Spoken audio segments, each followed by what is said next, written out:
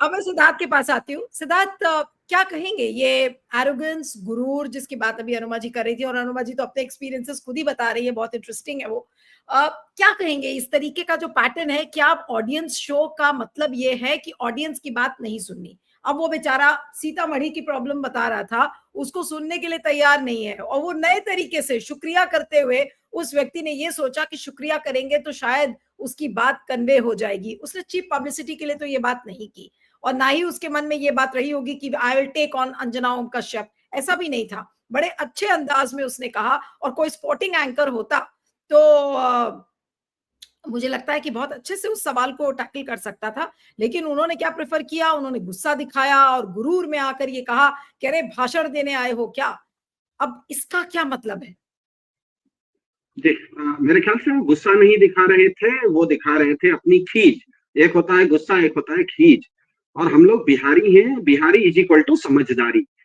बिहारी जानता है कि कहाँ पर सटायर और व्यंग किस तरह से करना चाहिए ताकि आपको फंसा दिया जाए, आपको खिजला दिया जाए। बिहारी में उसको कहते हैं खिजला देना, मतलब आपको इतना अंदर से परेशान कर देना, फ्रस्ट्रेट कर देना कि आप अपना आपा खो दीजिए। तो इन्होंने पिछले 10 साल में चिप में 2000 के चिप में इन्होंने नोट भी डाले थे, जिस तरह से अनुमा जी ने कहा बुलडोजर भी चलवाया था। तो इनको लगा कि बिहारी गरीब है, गरीब है, इसका मतलब इसको हम कुछ भी कर लेंगे। तो एक साधारण बिहारी भी जो होता है ना, वो गरीब भले होता है लेकिन बिहारी इज इक्वल टू समझदारी। ये बिल्कुल सीधा सा थ्योरी है, सबको तो गांठ बांध के रख लेना चाहिए। बिहारी गरीब होता है लेकिन बिहारी इज इक्वल टू समझदारी होता है। इन लोगों के साथ दिक्कत यह है कि अपने आप को बुद्धिजीवी मानते हैं। बुद्धिजीवी जो होता है ना, वो अपनी बुद्धि को बेचता है। लेकिन जो बिहारी होता है वो होता है बुद्धिमान। उसको पता है, अपनी बुद्धि पर भरोसा होता है। तो एक आप अपनी बुद्धि को बेच रहे हैं, दूसरे को अपनी बुद्धि पर भरोसा है, तो स्वाभाविक है कि इन दोनों का मैच होगा। तो जो अपनी बुद्धि बेचता है ना, वो हार जाएगा, और जो बुद्धिमान होता है, जिसको अपनी बुद्धि पर भरोसा होता है, वो जीत जाएगा। और ये जो घटना हुई है, ये भी बहुत अच्छी जगह पर हुई है, सीतामढ़ी पर। सीतामढ़ी हुई है, सीतामढ़ी मतलब रामायण की पात्र है सीता जी। तो रामायण में एक बहुत अच्छा वो क्या कहते हैं चौपाई है, उघरई अंतन होई निबाहु, काल नेमि जिमि रावण राहु। मतलब इंग्लिश में एक कहावत कही जाती है कि you can fool some people all the time, all the people for some time, you can not fool all the people all the time. तो बिहार आते ही फिर वही आ जाता है, बिहारी इज इक्वल टू समझदारी। इनका 2000 का चिप लगाते रह सकते थे, ये दुनिया भर में, देश भर में, न्यूयॉर्क में जाके ट्रंप बन सकते थे, चांद पर जा सकते थे, चंद्रयान उड़ा सकते थे, ये कुछ भी करें, दूसरी जगह बिहार में आएंगे, बिहार का समझदार आदमी होगा, बिहार की समझदारी से पाला पड़ेगा, आपको खिजला देगा। बिहारी सीधा सीधा खिजलाने का मास्टर होता है।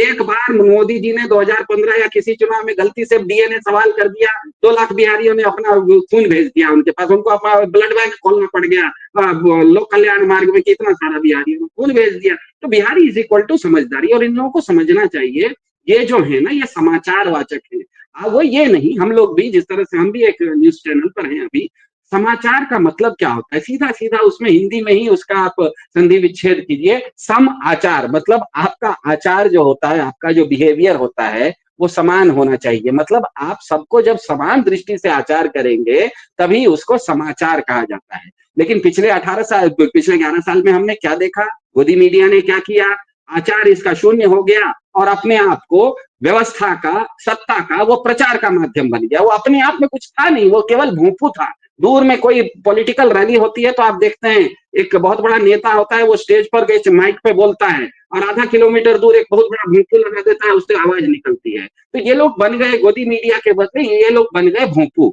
इनको अपना आचार ठीक रखना था, ये बन गए प्रचार के माध्यम। अब प्रचार के माध्यम अगर बनेंगे तो लोग तो समझेगा, लोगों को गुस्सा आएगा, क्योंकि लोग तो समाचार चाह रहा है, लोग तो पत्रकारिता चाह रहे हैं। हमें पता है जो पत्रकार होता है वो कलम का मास्टर होता है। इसीलिए कहा जाता है कि pen is mightier than the sword.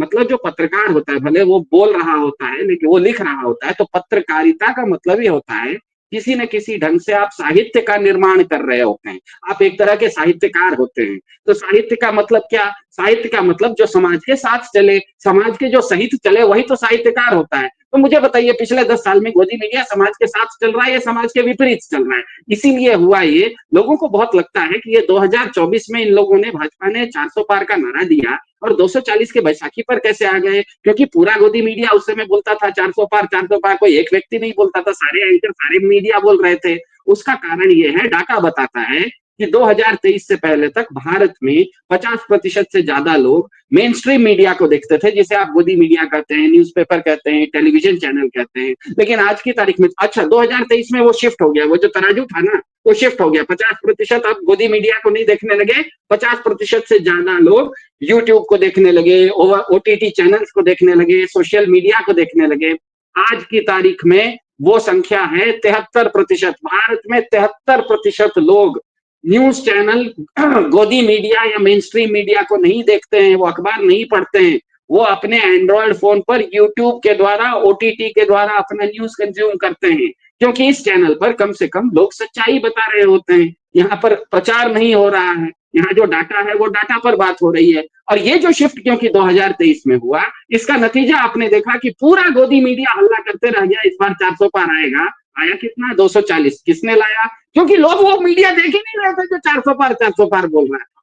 तो इनको अब कम से कम समझ में आ जाना चाहिए। मैंने आपको शायद पब्लिक इंडिया के एक कार्यक्रम में दिखाया था, अभी कुछ दिन पहले भारत के प्रधान जी एक दिन शाम को 5 बजे, क्योंकि आज रोज तो 8 बजे आने का इनको शौक रहता है, लेकिन उस दिन 8 बजे शायद क्रिकेट मैच था, शाम में 5 बजे बोले कि हम राष्ट्र के नाम संदेश देंगे। सारे लोग टीवी पर बैठे हुए थे, क्या देंगे? अंत में उन्होंने शायद जीएसटी पर कोई एक उपदेश फैला था। तो वो उपदेश फैलते समय मैंने आपको दिखाया था लाइव टीवी के ऊपर, दूरदर्शन जैसा चैनल जो कि राष्ट्रीय चैनल है, उस पर 8,000 लोग भी नहीं देख रहे थे। भारत के प्रधान जी अपना, दूरदर्शन तो उनके सरकार का चैनल है, उनका अपना चैनल है। मैंने आपको ये लाइव टीवी पर मैंने आपको उसका स्क्रीनशॉट दिखाया था, आप लोगों ने भी चलाया था। तो ये क्या बताता है कि भारत के प्रधान जी शाम को 5 बजे देश के नाम संदेश दे रहे हैं और दूरदर्शन जैसा राष्ट्रीय चैनल पर ढंग से 8,000 10,000 लोग उसको नहीं देख रहे हैं। इसका मतलब है लोग न्यूज तो देख रहे हैं, समाचार तो देख रहे हैं, लेकिन जो वो परोस रहे हैं वो वाला नहीं देख रहे हैं, वो अपना दिमाग का इस्तेमाल कर रहे हैं। इन बुद्धिजीवियों को समझना चाहिए कि अपनी बुद्धि बेच के अगर अपना पेट भर रहे हो ना, तो बिहारी जो होता है वो बुद्धिजीवी नहीं है, वो बुद्धिमान है। वो उसको अपनी बुद्धि पर भरोसा है। देखिए, मुझे अपनी बुद्धि पर भरोसा है और सामने वाला अपनी बुद्धि बेच के खाना खा रहा है, हम दोनों के बीच में मैच करवाइए, तो जिसको भरोसा है वो जीत जाएगा। और वही हुआ सीतामढ़ी में, एक बिहारी ने सटायर और व्यंग का इस्तेमाल करके इनको अपनी का पूरा आईना दिखा दिया, क्योंकि बिहारी समझदारी। और बाकी अंजना ओम कश्यप हो या भारत के बहुत सारे गोदी मीडिया, देखिए जिसको भी अपना बहुत शौक है ना कि हम बहुत बड़े तीसमार खां हैं, उसको एक बार बिहार चला जाना चाहिए, सड़क पे उतर जाना चाहिए, होश ठिकाने ला देता है। बिहारी ने एकदम सबको बढ़िया से होश ठिकाने ला देता है। जिसको भी लगता है कि हम बहुत बड़े शेख चिल्ली हैं, उसको एक बार बिहार के सड़क पर उतर जाना चाहिए। कहीं का खास जगह पूछिएगा तो मेरे जिले में उतर जाइए, बेगूसराय में, और ठीक एकदम बढ़िया से ठीक कर देता है। सिद्धार्थ, एक चीज, गोदी मीडिया के एंकर्स को अगर हम किनारे कर दें, अगर आपके प्रॉमिसेस और डिलीवरी में बहुत ज्यादा डिफरेंस आता है, तब भी लोग इस तरीके के सवाल करते हैं। वो बात दूसरी है कि गोदी मीडिया उस तरीके के सवाल उठाता ही नहीं है, लेकिन यहाँ पर प्रॉमिसेस और डिलीवरी के बीच में जो इतना बड़ी खाई है, वो ये एपिसोड उसको भी दर्शाता है कहीं ना कहीं। कहीं ऐसा तो नहीं कि एक चीज ये भी है जो अंजना ओम कश्यप शायद समझ नहीं पाई। अगर वो ये चीज समझती तो उनका रिएक्शन शायद इस तरीके से नहीं होता। वो ये भी तो कह सकती थी कि भाई आपको लगता है कि आपके लिए प्रोमिसेस हुए, सरकार ने उसको डिलीवर नहीं किया, और फिर उस नेता के पास, अगर मैं होती, मैं इमेजिन कर रही हूं, अगर मैं उस ऑडियंस शो को हैंडल कर रही होती, तो उस व्यक्ति ने अगर मेरे से ऐसे सार्कास्टिकली बोला भी होता, तो मैं तुरंत उस नेता के पास जाती कि भाई देखिए ये क्या कह रहे हैं, इनका ये कहना है कि पुल नहीं बना, सड़कों पर जाम लग रहा था, आप क्या कर रहे थे? सीधा सा यही तो करना था ना। उस व्यक्ति के मुंह से माइक हटाकर सीधा हम ऑडियंस से निकलकर और सीधा उस नेता के पास जाते। लेकिन अंजना ओम कश्यप ने क्या किया? अंजना ओम कश्यप ने कहा आप यहाँ भाषणबाजी करने आए हैं। मैं कभी ये नहीं कह सकती थी। जी सिद्धार्थ। देखिए, वो बात नहीं है, पूरा का पूरा आप जब एपिसोड देखते हैं ये बिल्कुल स्पष्ट हो जाता है कि गोदी एंकर को, बिहारी में कहते हैं ना कि जनता ने उघार दिया, पूरा का पूरा उघार के रख दिया। उघारने का कारण क्या बना? एक सीधा बहुत सिंपल सा ह्यूमन साइकोलॉजी होती है, मनोविज्ञान होता है। मैं अगर बीमार हूं और हॉस्पिटल में गया, हॉस्पिटल में सैकड़ों लोग दिखते हैं, लेकिन मैं किसी सफेद ड्रेस के नर्स या डॉक्टर के ऊपर मेरी नजर जाती है, क्योंकि मुझे इलाज करवाना होता है। वहां पर बहुत लोग घूम रहे होते हैं। एक होता है परिचय, सबको पता होता है कि आप अगर कोर्ट में जाइए, कोर्ट में सैकड़ों लोग रहेंगे, लेकिन अगर आपको केस लड़ना है तो किसी काले ड्रेस वाले को आप खोजेंगे। आप अगर पुलिस थाने में जाएंगे रपट लिखवाने, वहां अलग अलग तरह के लोग रहेंगे, लेकिन खाकी वर्दी वाले को आपकी आंख खोजती है, क्योंकि आपको वो काम करवाना है। तो भारत में बिल्कुल स्पष्ट रूप से परिचय, किसका क्या परिचय है, ये स्पष्ट था। 10 साल पहले भारत में जो भाजपा आई, उसने भारत के साथ जो सबसे बड़ा, एक बहुत बड़ा जिसको कहते हैं इंग्लिश में डिससर्विस, उसने ये किया कि भारत को परिचय के संकट में डाल दिया। एक चौथी पास राजा है, वो कल की बात टीवी पर आके करता है और वो कहता है कि परीक्षा कैसे देना चाहिए, परीक्षा पे हम चर्चा करेंगे। अब मुझे बताइए, मेरा बेटा आईआईटी में पढ़ता है, चौथी पास राजा अगर उसको परीक्षा कैसे देना सुनाएगा, और अगर मेरा बेटा सुन लेगा तो उसका आईआईटी की हालत क्या होगी। जिसका जो क्षेत्र नहीं है वो उसमें भी उपदेश देना शुरू कर दिया। ये सिर्फ यहाँ पर नहीं देख रहे हैं आप, सामान्य रूप से देखिए उसमें क्या हुआ। गोदी मीडिया को लगा, रामायण में भी ये कहावत है, पर उपदेश कुशल बहु तेरे, कुछ जाता नहीं है ना, कुछ भी उपदेश दे देते हैं।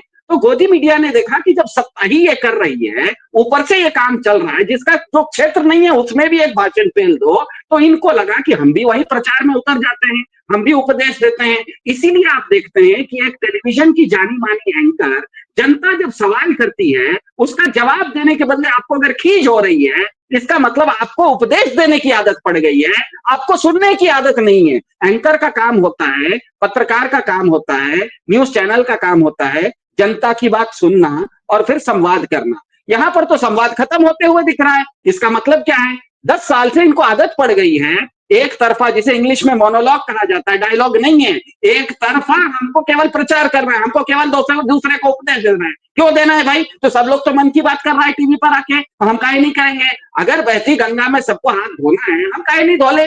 मेरे ख्याल से इसीलिए मैं कह रहा हूं, फिर कह रहा हूं, बिहारी इज इक्वल टू समझदारी। इन सबकी ये धूर्तता ना, बिहारी सड़क छाप बिहारी समझ जाता है और 1 मिनट में ना धागा धागा खोल के उघाड़ देता है, एकदम बढ़िया से सटायर का इस्तेमाल करते हुए, व्यंग का इस्तेमाल करते हुए, जैसे मछली को डाल के खींचते हैं। आप बहुत अच्छा कर रही हैं, सीतामढ़ी को बहुत अच्छा दिखा रही हैं, उनको लगा कि आ गया, हमारे जाल में मछली फंस गई, आप माइक लेके नजदीक आए, आपको उघाड़ दिया। ये होता है बिहारी। इसीलिए कहा जाता है बिहारी को ना बहुत ज्यादा उपदेश की जरूरत नहीं होती है। हमारे बिहार में गौतम बुद्ध से लेके, महावीर से लेके, चाणक्य सारे लेके, सारे जितने भी बड़े बड़े लोग थे ना, सब लोग बिहार में पैदा हुए थे। हमारे डीएनए में ही पूरा ज्ञान है, हमको कोई बाहर से आके ज्ञानवान देने की जरूरत नहीं है। हमको ये कहिए कि हमारी समस्या का निदान कैसे करेंगे।